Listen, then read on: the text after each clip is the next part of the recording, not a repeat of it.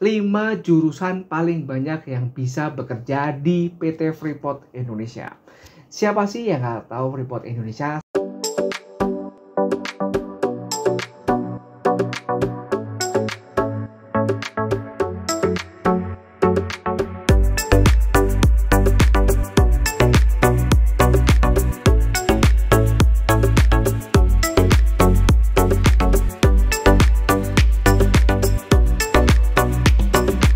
Halo, ketemu lagi di channel YouTube saya. Thank you udah ngunjungin channel ini. Oke, di video kali ini khusus banget saya bikin video ini untuk teman-teman SMA atau SMK yang lagi bingung milih jurusan kuliah. Nah, kali ini saya udah siapkan data dari riset saya melalui LinkedIn 5 jurusan paling banyak yang bisa bekerja di PT Freeport Indonesia. Siapa sih yang nggak tahu Freeport Indonesia, salah satu perusahaan pertambangan emas dan tembaga terbesar di Indonesia. Nah, lokasinya ya kita udah tahu sendiri ya, lokasinya ada di Papua. Tapi jangan salah ya, ternyata saat ini Freeport lagi ekspansi bisnis smelter yang ada di Gresik. Tapi saya fokusnya ke miningnya atau ke pertambangannya. Jadi ceritanya gini, saya nyiapin data yang hubungannya sama siapa aja sih yang bisa kerja di Freeport Indonesia berdasarkan jurusannya. Nah, saya ambil 5 jurusan yang paling banyak. Artinya apa? Selain 5 ini tetap ada, tapi 5 ini nih yang paling dominan, paling banyak. Kalau ngomongin statistika dari 10 data, nah 5 tertinggi lah yang saya ambil. Kira-kira jurusan apa dan kerjanya ngapain ya kira-kira?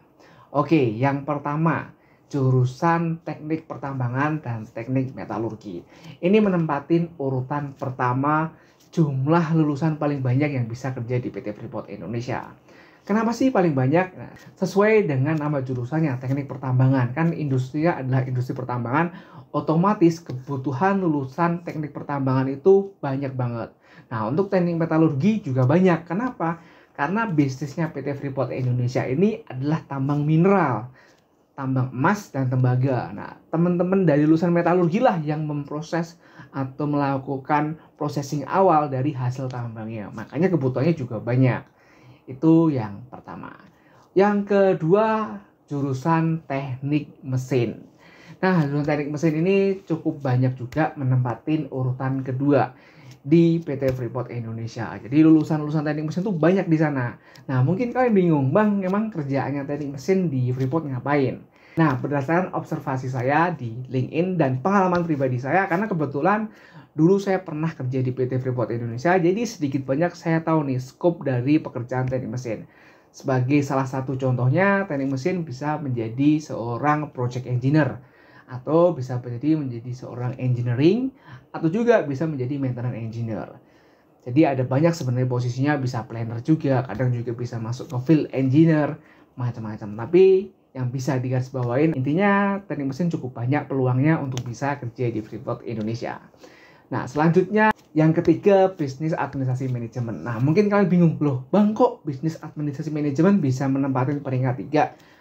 Relevansinya apa nih di industri pertambangan? Nah, ini sedikit informasi. Jadi untuk bisnis administrasi manajemen ini saya dapat datanya itu dari LinkedIn. Jadi kenapa? LinkedIn itu memproses data berdasarkan pendidikan yang pernah ditempuh oleh karyawan Freeport. Nah, salah satunya adalah bisnis administrasi manajemen.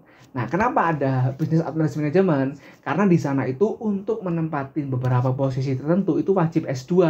Dan S2-nya itu pakai MBA ITB atau kerjasama ITB dengan jurusan MBA atau Master Business Administration. Makanya ini masuk ke peringkat ketiga karena banyak banget karyawan Freeport yang memiliki pendidikan bisnis administrasi. Nah, ini menurut saya bisa di skip aja karena ini S2, jadi bukan untuk S1. Oke. Nah, untuk selanjutnya yang keempat, jurusan teknik sipil. Nah, teknik sipil adalah salah satu teknik yang paling dibutuhkan di industri pertambangan karena dia yang mengurusin nanti kualitas jalannya, terus konstruksi bawah tanahnya, kekuatan strukturnya, itu teknik sipil semua. Jadi teknik pertambangan tuh nggak mungkin bisa berdiri sendiri tanpa bantuan teknik sipil. Jadi buat kamu yang pengen ngambil teknik sipil, tenang, kamu punya opportunity yang cukup tinggi untuk bisa kerja di industri pertambangan. Contohnya di Freeport Indonesia. Nah, yang terakhir atau yang kelima adalah teknik elektro. Nah, teknik elektro ini cukup banyak banget peluangnya untuk di Freeport Indonesia. Kenapa? Seperti kita ketahui, semua industri itu membutuhkan yang namanya listrik.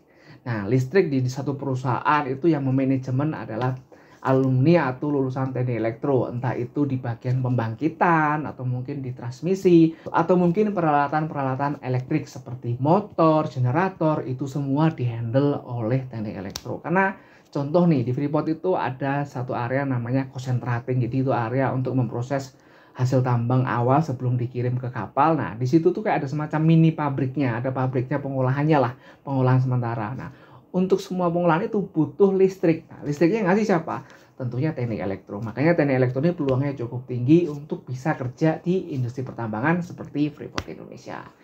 Nah, itu adalah 5 jurusan yang paling banyak yang bisa kerja di Freeport Indonesia. Mungkin kamu nanya, Bang, kalau jurusan lain peluangnya gimana? Atau nggak ada peluang?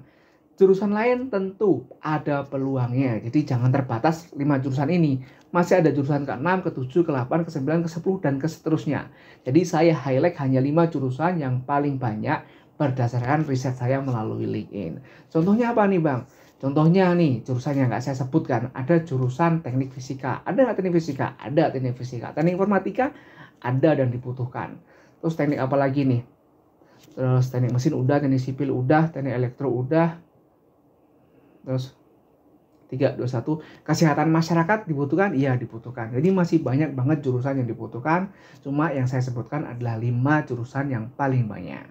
Oke, itu aja yang bisa saya sharingkan buat kalian. Buat teman-teman yang lagi bingung milih jurusan, kira-kira pengen jurusan apa, kalian bisa pakai guidance. Oh, saya pengen kerja di sini nih, saya ambil jurusan ini biar bisa kerja di situ. Itu bisa jadi kayak guidance atau mungkin panduan biar kalian lebih terarah milih jurusannya. Oke, itu yang bisa saya sampaikan buat kamu semua.